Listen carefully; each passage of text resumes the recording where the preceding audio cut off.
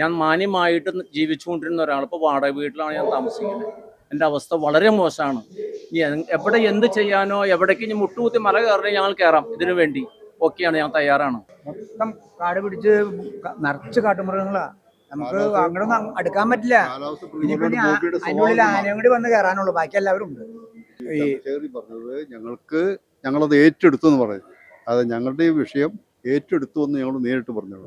ഞാനിപ്പോ നിൽക്കുന്നത് പറവൂർ BJPയുടെ അദാലത്ത് നടക്കുന്ന ഭൂമിയിലാണ്. ഇവിടെ വെച്ച് കാണാനിടയായത്, അതായത് 300ഓളം കുടുംബങ്ങളുടെ വീടും പുരയിടവും എല്ലാം നഷ്ടപ്പെട്ട് നിൽക്കുന്ന ഒരു അവസ്ഥയാണ്. 7 കൊല്ലമായി ഇവിടുത്തെ സർക്കാരിന് അതുമായി ബന്ധപ്പെട്ട് ഒരു ഉത്തരവുമില്ല, കൈമലർത്തി കാണിക്കുകയാണ്. ഇപ്പോൾ അതിനൊരു പരിഹാരം കണ്ടെന്നു എന്നാണ് നമുക്ക് അറിയാൻ സാധിക്കുന്നത്. നമുക്ക് അവരോട് തന്നെ ചോദിച്ചറിയാം. ചേട്ടാ, എന്താണ് പറയാനുള്ളത്? എന്നോട് ഈ സ്ഥലം ഏറ്റെടുത്തതിന് ശേഷം പറഞ്ഞു എത്രയും പെട്ടെന്ന് മാറിക്കോളാൻ പറഞ്ഞു. 6 മാസത്തിന് മാറണമെന്ന് പറഞ്ഞു. ഞാൻ വേറെ ഒരു വീട് കണ്ടെത്തി, കുറച്ച് കുറേ അധികം പൈസ കടം വാങ്ങിച്ച് വീട് വാങ്ങിച്ച് വേറെ താമസമാക്കി. ഇന്നും ഇത് ഇവിടെ ഇങ്ങനെ കാട് പിടിച്ച് കിടക്കാം. ഇതേ ഒരു തീരുമാനമായിട്ടില്ല. ചോദിക്കും പറയും, അധികാരികൾ പറഞ്ഞത് 6 മാസം, 2 മാസം, 1 മാസം, 1 കൊല്ലം, 2 കൊല്ലം, അങ്ങനെ നീണ്ട 7 വർഷമായി. ഞാൻ 20,000 രൂപ വെച്ച് ഒരു മാസം പലിശ കൊണ്ടിരിക്കുകയാണ്. വേറെ വീട് വാങ്ങിക്കാൻ കാശ് കടം വാങ്ങിച്ചത്. ഇതേവരെ കാശ് കിട്ടുമ്പോൾ ഈ സ്ഥലത്തിൻ്റെ കാശ് കിട്ടുമ്പോൾ കൊടുക്കാമല്ലോ, ഇതാണ് ഉദ്ദേശിച്ചത് കടം വാങ്ങിച്ചത്. പക്ഷേ ഇതുവരെ 7 വർഷമായിട്ട് ഞാൻ പലിശ കൊടുത്തുകൊണ്ടിരിക്കുന്നു. മുന്നോട്ട് പോകാൻ കഴിയാണ്ട് എന്നെ കൊണ്ട്. എനിക്ക് ഇത്രയും 71 വയസ്സായി. ആരോഗ്യം ക്ഷയിച്ചു. ഞാനും എൻ്റെ ഭാര്യയുണ്ട്. എന്ത് ചെയ്യണമെന്ന് എനിക്ക് തന്നെ പിടിയില്ല. സർക്കാർ ഓരോ പദ്ധതികൾ പറഞ്ഞ് നീട്ടിയിട്ട് കൊണ്ടുപോയി ഈ പരുവത്തിൽ വരെ എത്തിച്ചിട്ടുണ്ട്. ഇവിടെ നിന്ന് എന്താണ് അറിയാൻ സാധിച്ചത്?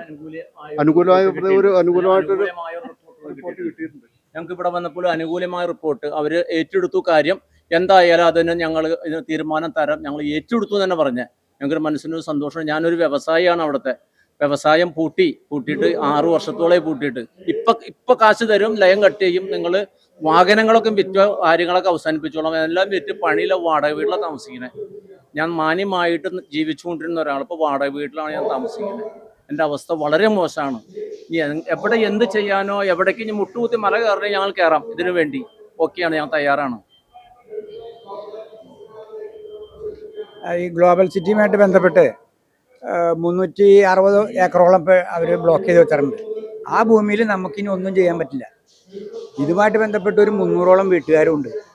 ശരിക്കും അവിടെ എന്താ സംഭവിച്ചതെന്ന് പറയാൻ പറ്റുമോ? ഇത് ആക്ച്വലി ഗ്ലോബൽ സിറ്റിക്ക് വേണ്ടിയിട്ട് ഇന്റർനാഷണൽ ഗിഫ്റ്റ് സിറ്റിക്ക് വേണ്ടിയിട്ട് ആദ്യം പറഞ്ഞു, അത് കഴിഞ്ഞ് പേര് മാറ്റാൻ പറഞ്ഞു, ഗ്ലോബൽ സിറ്റി എന്നാക്കി. ഇത് ബാംഗ്ലൂർ കൊച്ചിൻ ഇൻഡസ്ട്രിയൽ കോറിഡോർ വ്യവസായ നാഴിയുടെ ഭാഗമായിട്ട് വന്നേക്കുന്നതാണ്.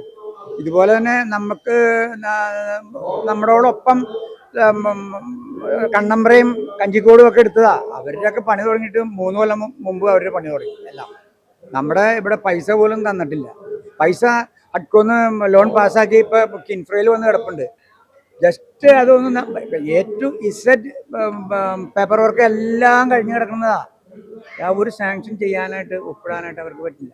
നമുക്ക് കാരണം പറയുന്നത് എന്താണ്?